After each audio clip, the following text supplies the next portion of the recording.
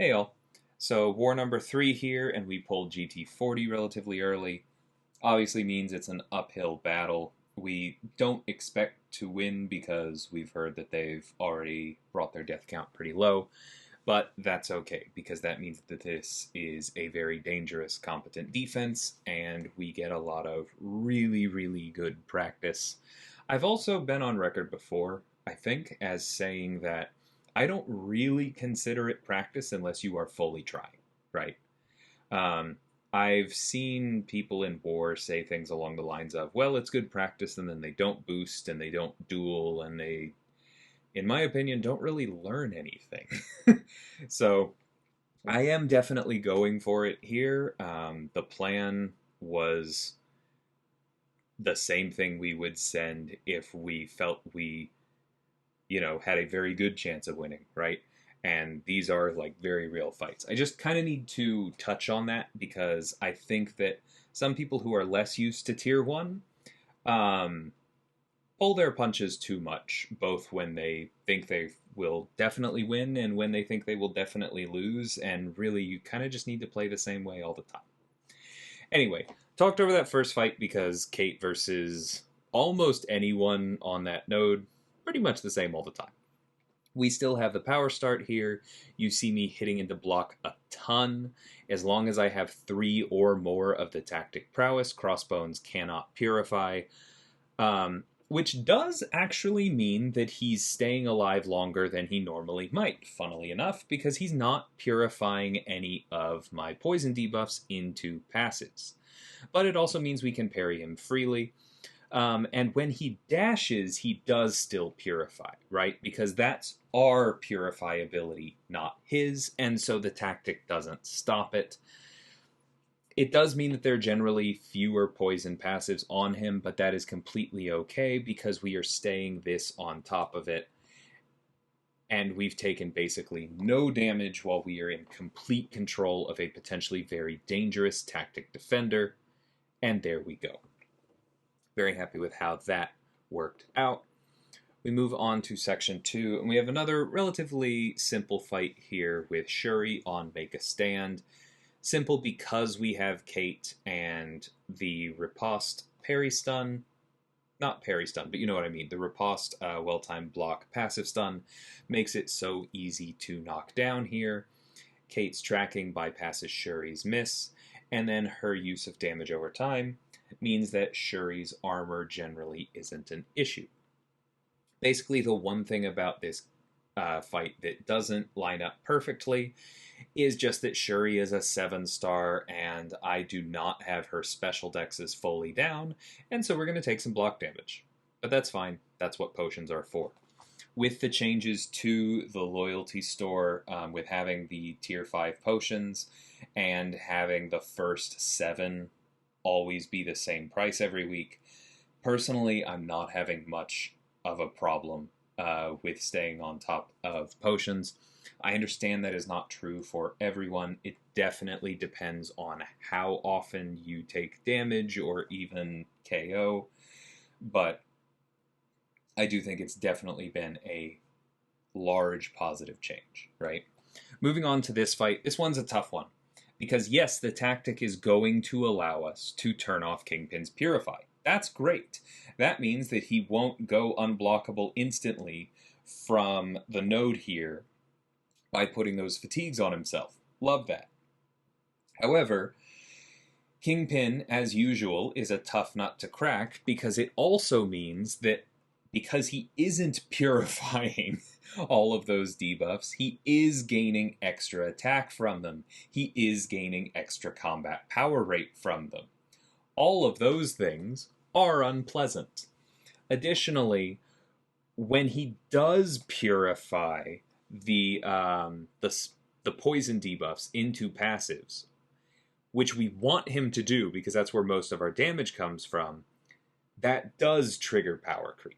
And so we have to be careful with that. We have to be careful with the energize from the node. We have to be careful with his invisible energize from just having debuffs on him. And we apparently have to be extra careful because we are just not getting good RNG when he is dashing back and forward, and we've definitely missed out on some poison passives that we could have otherwise had.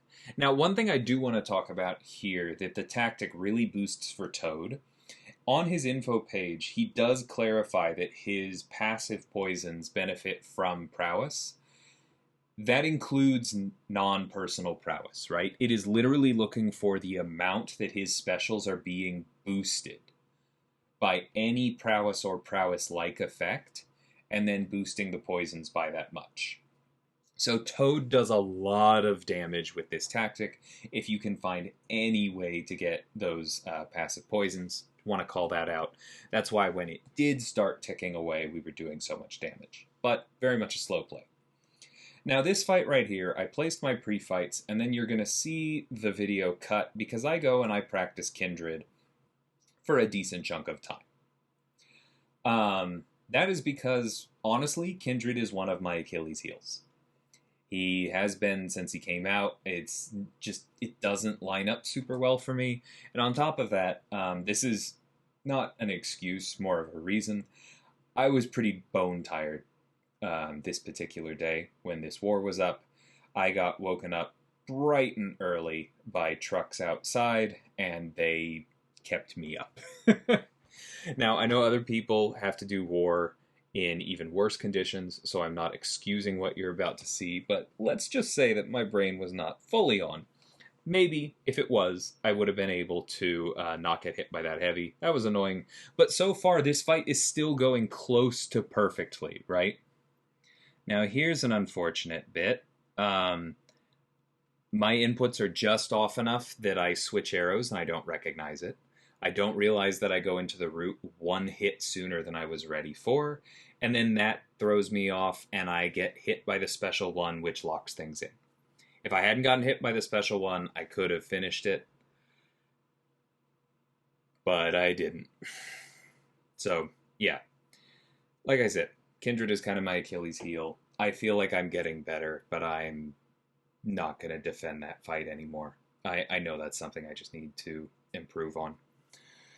So apologies to the rest of the Alliance for that one. Anyway, not going to show the cleanup because, you know, he was at 7% health. There's nothing there. We move on to Zemo, which I took in my previous video. It's exactly the same. I'm going to try and not lose 40% of my health in a single blocked hit here, but you're seeing the same basic idea. The important thing is to be really careful about when I trigger my 5th poison into his cleanses, right? And see, that was a little bit risky because I wasn't yet at the next bar, and I knowingly took him low. And if I had then been really unlucky or lucky, depending on how you look at it, on my next few pieces of contact, I could have rooted myself. But I took the gamble because I knew I was close enough to the next bar of power that I would get there. I happened to.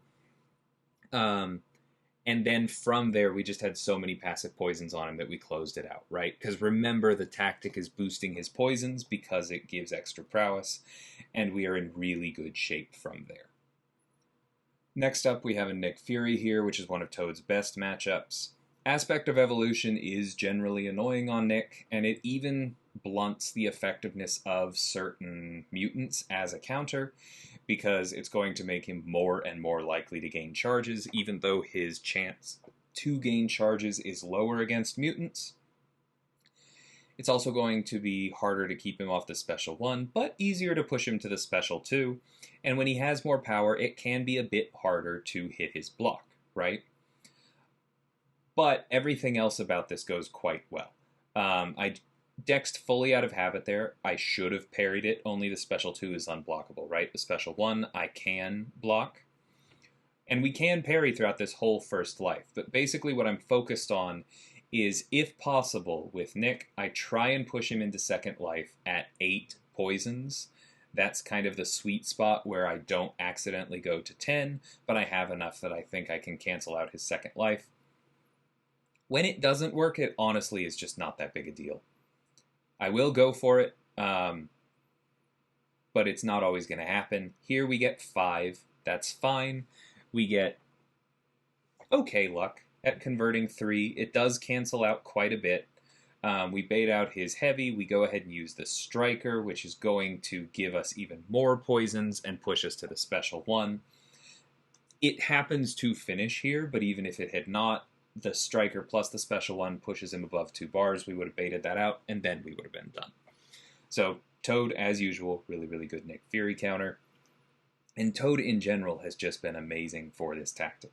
I was really enjoying using him again. 2 deaths and 3 wars is not my idea of a great start. I'm definitely not happy about that. Both of them were decently hard fights, but I'm not going to pretend the Kindred was that hard. That's just hard for me, right? And that is something I need to fix. And I will. I mean, I've done this before. I have had personal weaknesses to certain fights, and I have buckled down and conquered them. I'd started the work on Kindred, but I clearly have not done enough. And so that is something I will be working on personally. Overall, we did lose this one, but we are continuing to improve, right? Deaths are trending lower. We're learning our lessons. We're running into, okay, that didn't work, but that over there definitely did. And that is kind of what's expected early on in a tactic here when so many people like to just deny everyone else practice. So it kind of is what it is. Things will get better. I'm honestly, I understand that this tactic is not everyone's cup of tea. It's totally okay. I'm kind of getting to the point where I'm having fun. Because once you've figured out which tactic champions to use where, a lot of these fights with a lot of these champions are very enjoyable for me.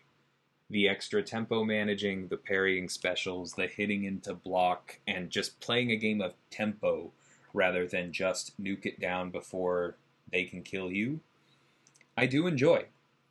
I realize it's not going to be for everyone, but if you can, try and chase it. And until next time, thanks so much for watching, and take care.